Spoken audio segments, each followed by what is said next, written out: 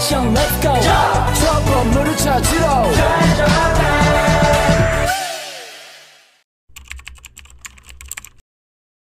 Pagi Pak. Oke, teman-teman semuanya, sebelum kita mulai pelajaran kita pada hari ini, seperti biasa, sebelum kita melakukan aktivitas apapun itu, kita alangkah baiknya berdoa sesuai dengan ajaran kita masing-masing. Untuk kedua kelas, mohon pimpin doanya. Kalian semuanya duduk siap, gerak.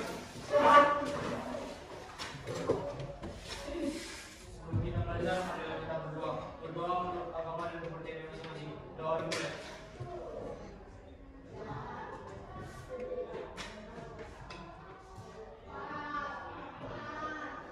Selesai.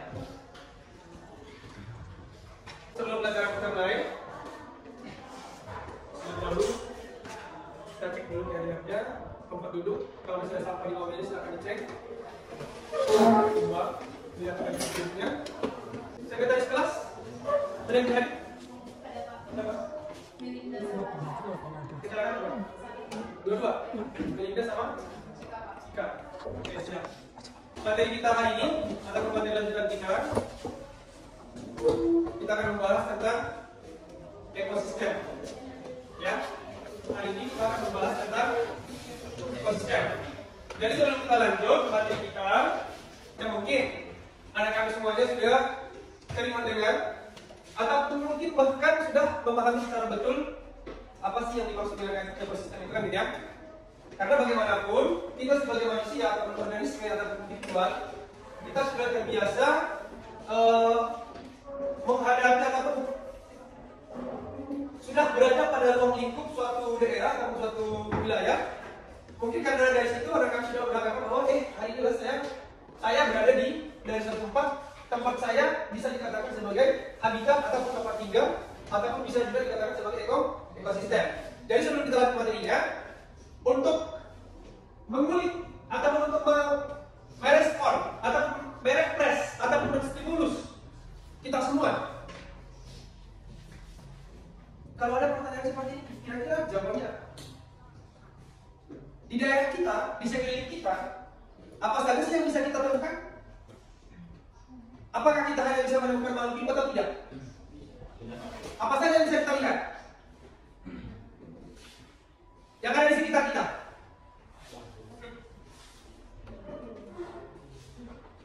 Ada?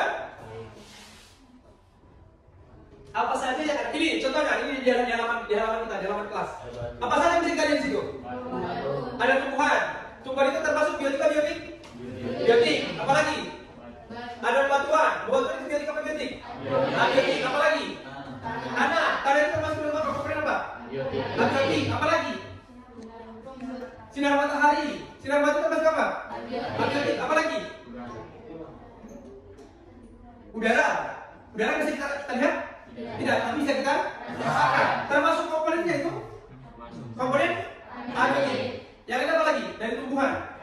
Ada hewan. Hewan apa saja kita bisa kita temukan di halaman kelas? Ada belalang, ada semut, ada kupu-kupu, ada capung.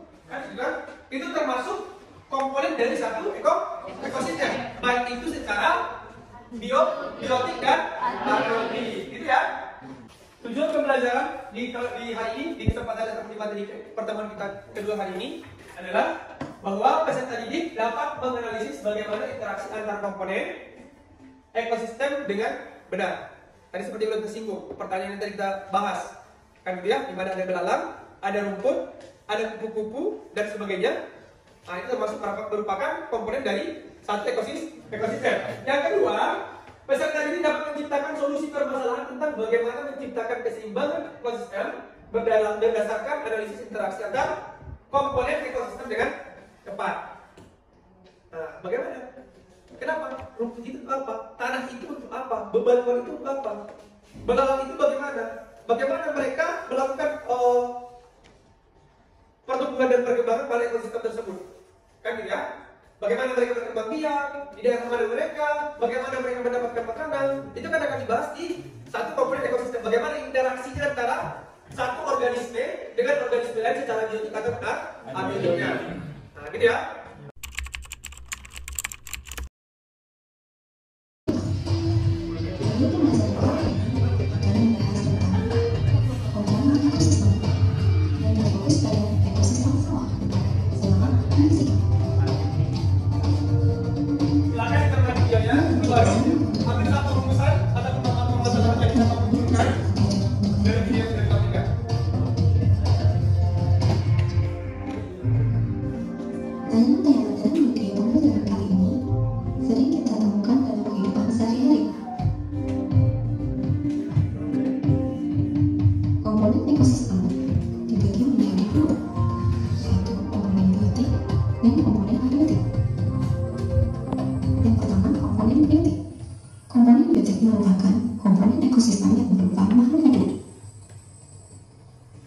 Sebagai contoh, tanaman padi. Tanaman padi disebut sebagai produsen. Dalam tayangan ini, padi dimakan oleh burung. Burung apa itu namanya? Ya, itu burung emprit atau burung pipit. Masalah selanjutnya adalah fungsi pemeliharaan. Fungsi pemeliharaan yang menyebar ke area sawah dapat menyebabkan bahaya bagi makhluk hidup di sekitarnya. Karena emisi yang diserap akan masuk ke jaringan tumbuhan atau makhluk hidup di sekitarnya.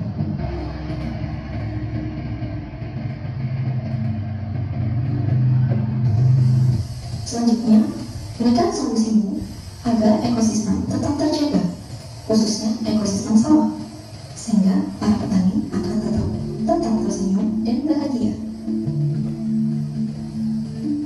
Salam lestari. Silakan nanti dari video yang sudah kita tampilkan, kita lihat bersama.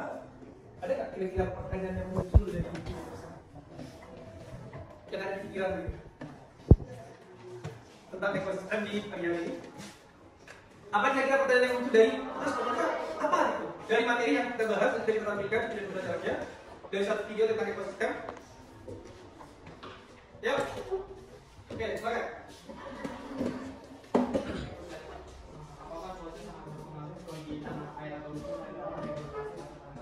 Oke, apakah faktor ataupun komponen abiotik dan salah satu dari komponen abiotik tersebut dapat mempengaruhi dari komposisi tanah? Ya, nah kita lihat komposisi ya sekarang yang dibahas ya. Apakah memang cahaya matahari itu dapat mempengaruhi komponen abiotik lainnya dari satu ekosistem? Boleh kita kesimpulan gini ya, biasanya. Oke, kita lihat, kita kembali ke sebelumnya bahwa ekosistem itu dibagi dua ya. Ada ekosistem apa? Dan ekosistem darat. Kan ya? Ekosistem darat itu dibagi beberapa kelompok berdasarkan intensitas cahaya ataupun curah hujan yang terjadi di daerah tersebut. Gitu ya. Jadi pertanyaannya, banyak hutan hujan tropis. Kan gitu ya. Curah hujannya sangat tinggi. Kan gitu ya. Banyak pepohonan di ekosistem tersebut, di habitat tersebut, sehingga yang curah hujannya tinggi akan memberikan dampak kesuburan lebih baik ataupun lebih tinggi kepada tanah itu sendiri, kan gitu. Dalam artian bahwa komposisi tanah itu sendiri dapat dipengaruhi oleh curah hujan yang ada, kan gitu ya. Ataupun bagaimana kalau di padang pasir, kan gitu ya, di gurun pasir, ekosistem gurun pasir itu curah hujannya bagaimana? Sedikit. Sangat kan? Enggak. Bagaimana komposisi tanah yang ada di gurun pasir? Sangat bagus, kan gitu kan? Yang tumbuhan yang hidup di ekosistem gurun juga terbatas.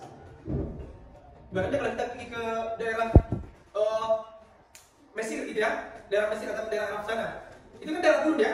Daerah gurun itu kan tumbuh apa aja yang paling dominan? Ada kaktus dan juga pohon kurma, kan gitu ya.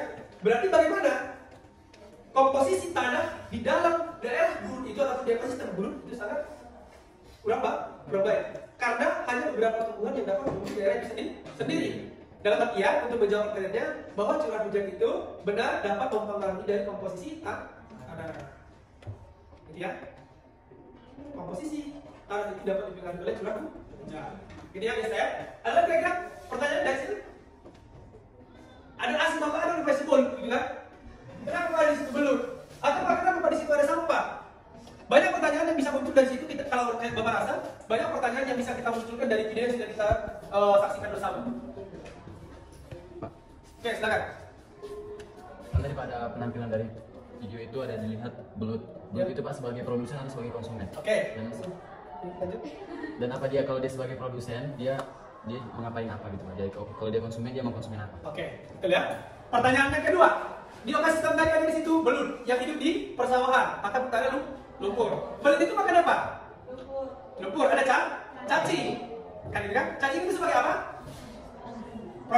Produsen. Kan gitu ya? Bisa sebagai dekomposer. Ada dekomposer? Sebagai pengurai. Kan gitu ya?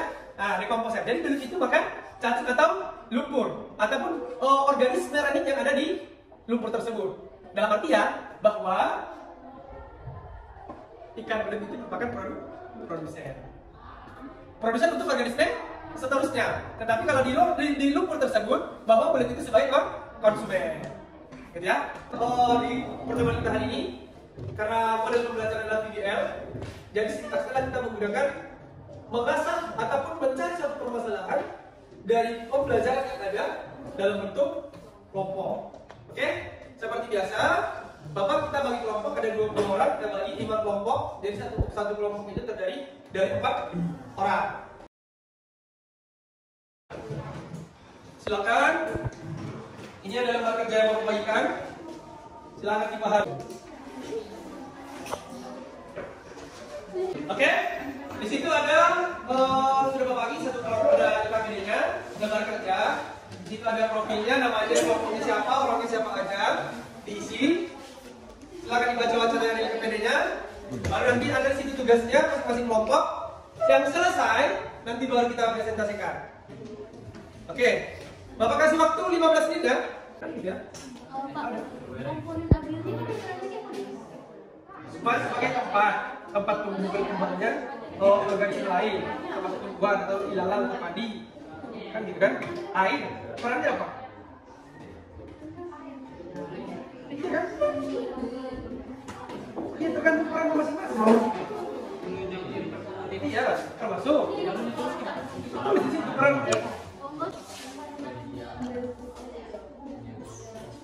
Oke, sudah sejauh mana pemahamannya? Gimana?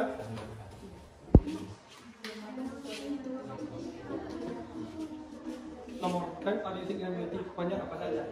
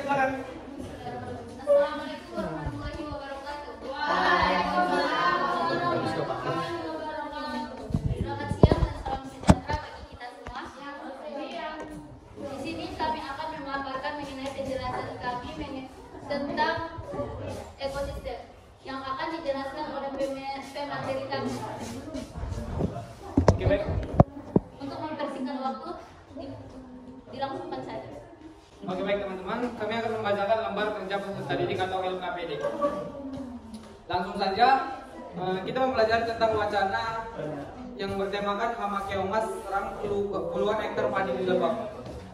Oke, baik, hasil tabel dari penelitian. Yang pertama, sawah dapat dikatakan sebagai ekosistem karena memiliki beberapa jenis komponen yang menyusun ekosistem.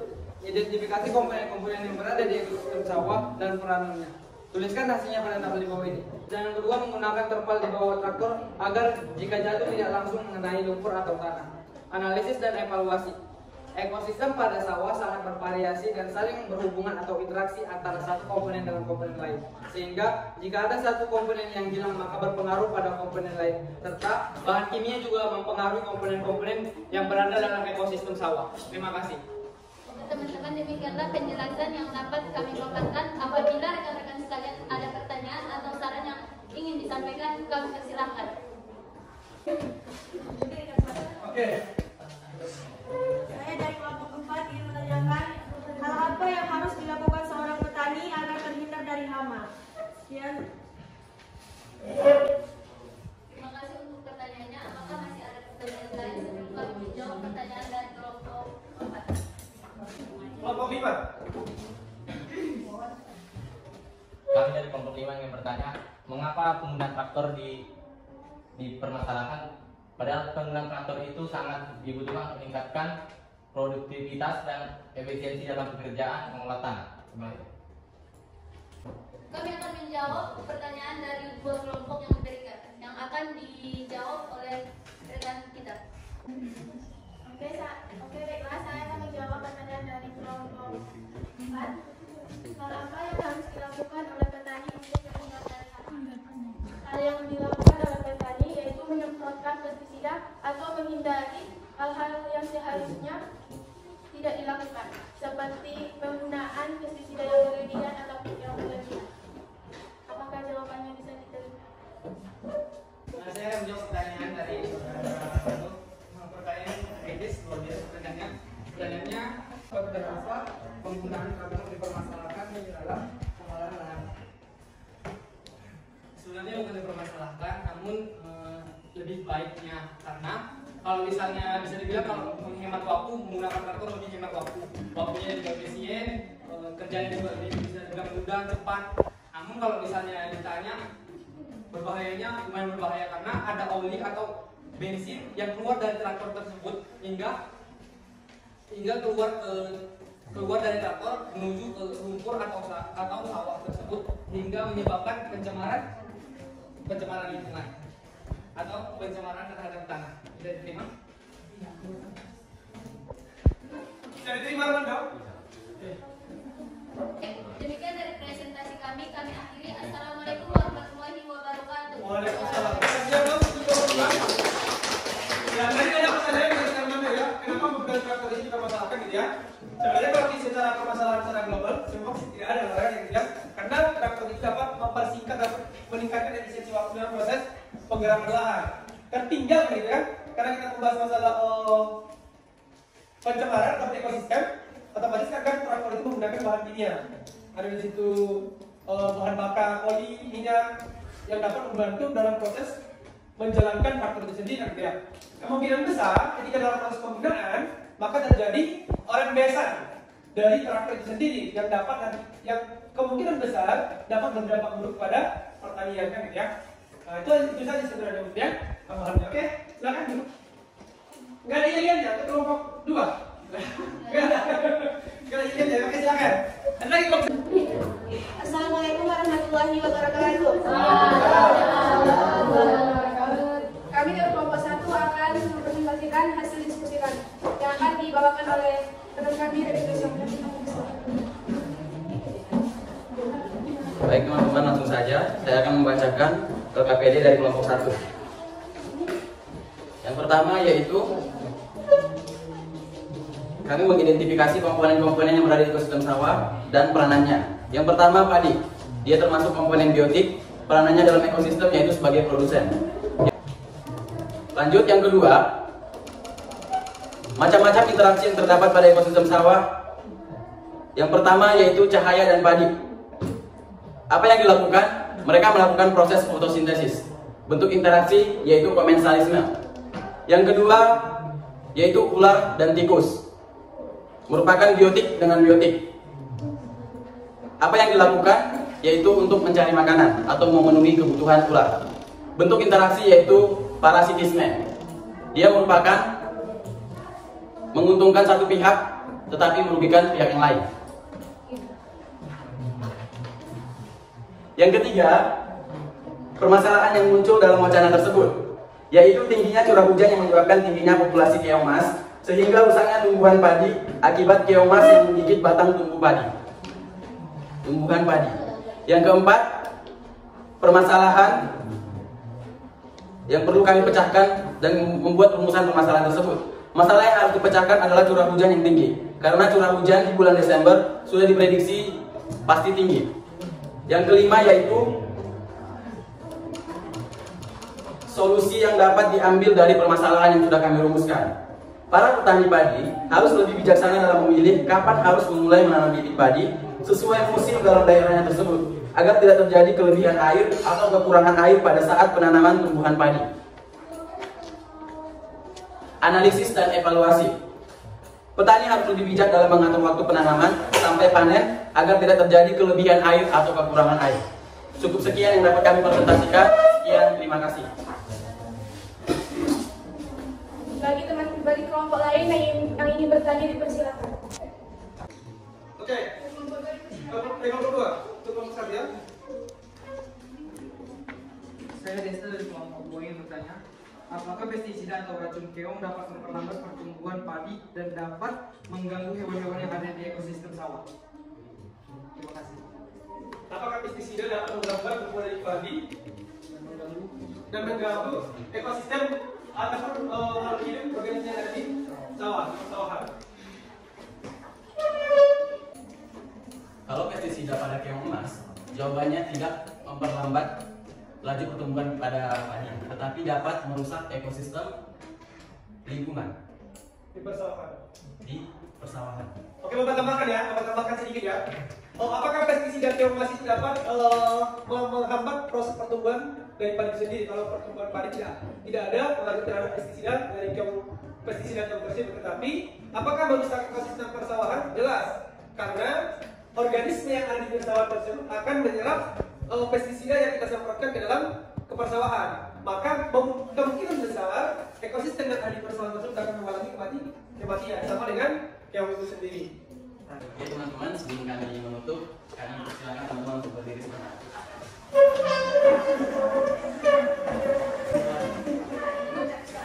Kita mau melakukan pegangan sebentar agar tidak terlalu tegang. Dan ini tepukannya untuk menguji konsentrasi dari teman-teman semua. Apakah kita masih konsentrasi dalam menerima pembelajaran yang akan kita lakukan? Baik, kalau saya bilang tepuk 1, tulisan seperti ini ya. Kalau tepuk 2, begini, dari kanan ke kiri. Mulainya dari kanan semua. Tepuk 3 juga seperti itu. Tepuk 4, baru tepuk 5 yang terakhir. Udah paham teman-teman? Oke, siap tepuk? Siap. Tepuk 1. Cepat ya. Tepuk 1. Tepuk 1. Tepuk 2. Siapa yang salah dengan hukuman? Tepuk 1. Tepuk 1. Tepuk 2. Tepuk 3. Tepuk 5. Ingat ya, tepuk 5. Oke. Kalau ada yang salah saya hukum ya. Karena saya sudah berikan kendali. Oke, tepuk 1. Tepuk 1.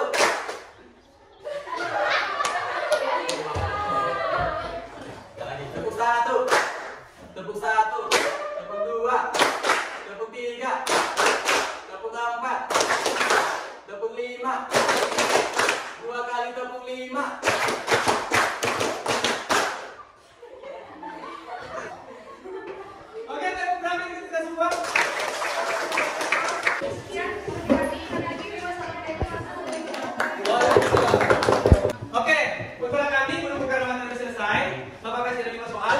Silakan dijawab, ambilkan boleh di bukunya boleh, langsung silakan dikerjakan.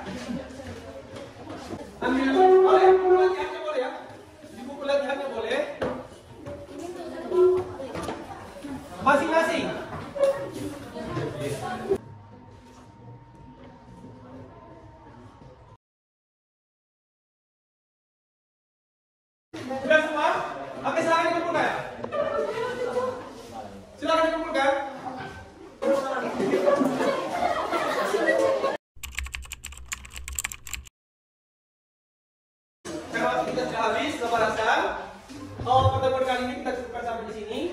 Mudah-mudahan apa yang kita bahas hari ini ada manfaatnya. Bisa diingat, bisa di-save di memorinya untuk tambah wawasan. Nantinya ketika kamu sudah berada di universitas yang ataupun di perguruan tinggi, akan ada bahan dasarmu ketika kamu dapat jurusan yang sama, apakah kamu biologi atau pertanian dan sebagainya, bisa kamu gunakan sebagai bahan pengantar bahwa saya pernah belajar ekosistem, kan gitu ya? Oke, di depan atau pertemuan berikutnya kita akan bahas masalah daun biokimia, baik nanti nitrogen, baik itu nanti atau daun biokimia, ada nitrogen, terus apa lagi? Apa? Oksigen, karbondioksida. Oke, kita akan lanjut, kita jumpa kembali di pertemuan berikutnya di hari Kamis ya. Ya, di hari Kamis kita akan bahas masalah daun biokimia. Untuk hari ini kita cukupkan sampai di sini. Kita menutup kegiatan pada siang hari ini. Mari kita mengucapkan alhamdulillah bersama-sama. Dan semoga kita diberikan keberkahan dan kesehatan selalu agar kita bisa melakukan aktivitas kita seperti biasanya. Sekian dan terima kasih dari Bapak. Kurang dan lebihnya kita ulangi lagi nanti ke depan hari ke depan. Kalau ada yang salah kita evaluasi kembali. Terima kasih. Selamat siang dan assalamualaikum warahmatullahi wabarakatuh.